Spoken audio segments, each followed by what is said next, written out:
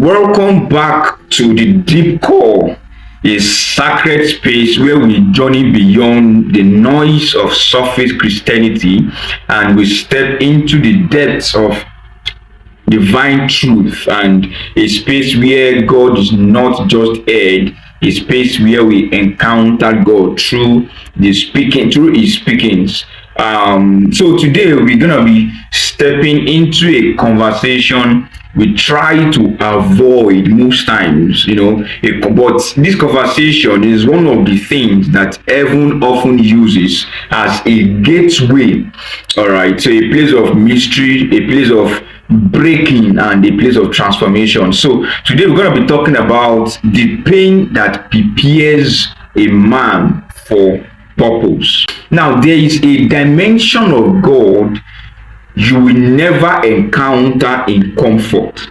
There are depths of purpose that cannot be accessed without pressure, and there are divine callings that are only awakened through pain. We often say that everything happens for a reason, but sometimes when pain hits your life unannounced, when prayer seems unanswered, all right, sometimes even when life feels like it's collapsing instead of aligning, that statement that I said earlier can feel empty.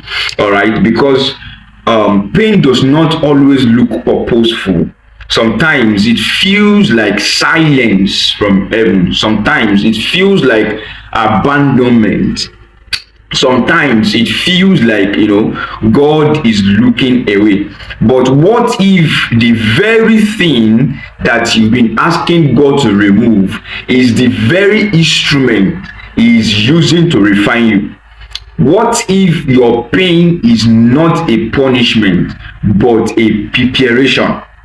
Because pain in the hands of God is never wasted. Pain in the hands of God is a divine tool. It's a furnace where destiny is purified. Pain in the hand of God is an altar where self is surrendered. In fact, pain in the hands of God is a classroom where eternity teaches time. Pain in the hands of God is often the womb where purpose is conceived. Now look at the life of Joseph, a man marked by dreams, a man but processed through affliction. Now before Joseph came into the palace, he felt betrayal. There was a betrayal. In fact, before he was conscripted in the place of leadership, there was loneliness. Right now, before he was elevated, there was humiliation. He was stripped. He was sold. He was forcefully accused. He was imprisoned, and yet heaven was not absent in his suffering. God was not delaying Joseph. All right, He was developing him, because the weight of purpose requires the strength of character, and character is not formed in applause, it is forged in adversity. Joseph later declared a mystery many people will never understand, all right, because what you meant for evil, God meant it for good. That means that God does not just fix the situation. What He does is that He orchestrates purpose through it, so that thing that looks like it's breaking you may actually be building something eternal within you. Because God does not just work despite pain, He often works through it. All right, sometimes pain is not just preparation, it is redirection. There are doors you prayed for that God closed, not to frustrate you but to preserve you. There are paths you wanted to walk that God locked because they could not carry your destiny. Now think about the life of Jonah. It took the darkness of the belly of a fish for him to surrender to divine will. Think about Moses, a prince that was reduced to a shepherd. He was hidden in obscurity for 40 good years, but heaven was not ignoring him.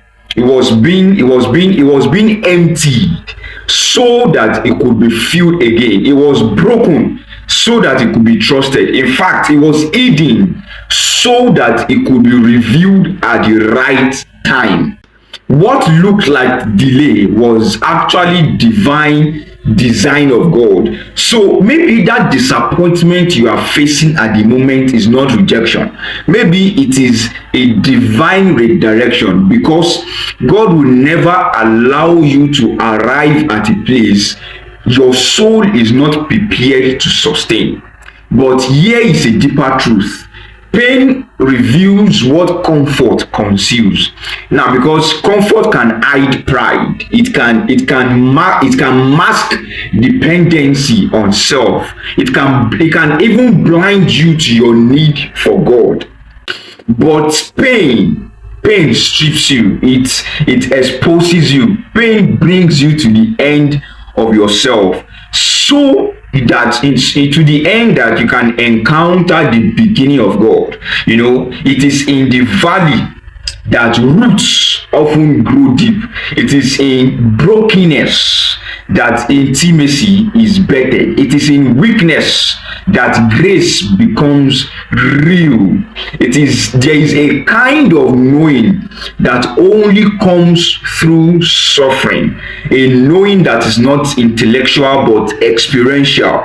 Like what Job said in Job said something. He said, I have heard of you, by the hearing of the ear. So peradventure, all the things that Job thought he knew about God were the things that he heard other people told him. But he now got to a place, he said, but now my eyes have seen you. All right, so pain introduces you to the dimensions of God you cannot learn in comfort. It reveals him. Sometimes it reveals him as the healer. Pain reveals God to you as refuge, as sustainer, as father. And the truth is, God is not intimidated by your pain. All right, he is forever present in it.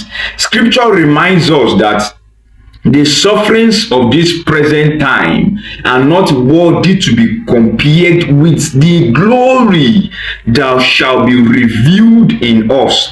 Not now, this glory is not just for us, but in us, because pain is not only changing your situation, it is transforming your nature. Look at the life of Paul, a man burdened with a thorn, a persistent affliction. He prayed for God. He prayed to God that the thorn be removed, but God responded. The response of God was so different. It was not even what I was expecting. But God said, my grace is sufficient for you. My strength is made perfect in weakness. In other words, what God was trying to do, God did not remove the pain. Instead, he infused it with purpose. And then look at Jesus, the ultimate expression of pain with purpose.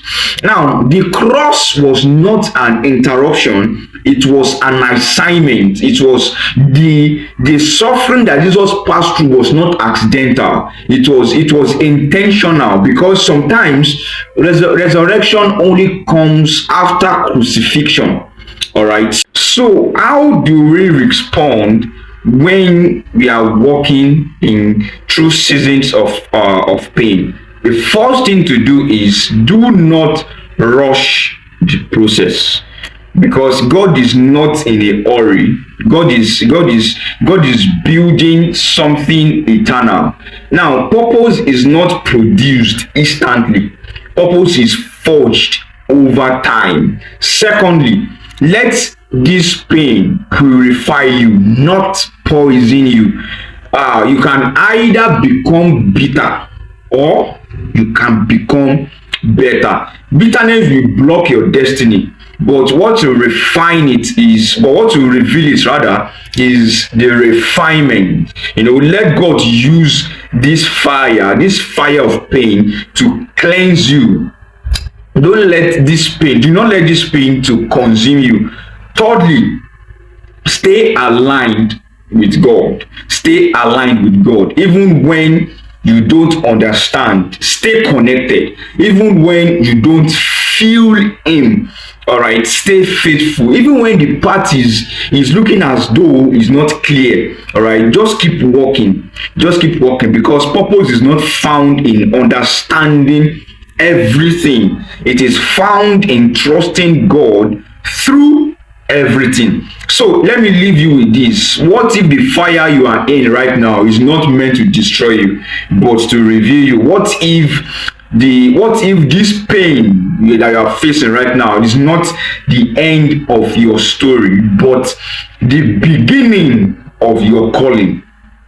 What if God is using this very season to prepare you for something greater than you have ever imagined? So don't despise the process, don't cause the pain. There is a glory hidden in your suffering. There is purpose buried in your pain, and there is a becoming taking place within you. Now, this is not your burial, this is your becoming. So thank you for tuning in to the Deep Call. If this message stirred something in your spirit, don't keep it to yourself. Share it with someone who is walking through a valley right now, and let them know that they are not alone. Their pain is not pointless. Subscribe on YouTube and follow us on Instagram, Facebook at The Deep Call with El Bobwe. Until next time, stay rooted, stay surrendered, and lastly, stay deep.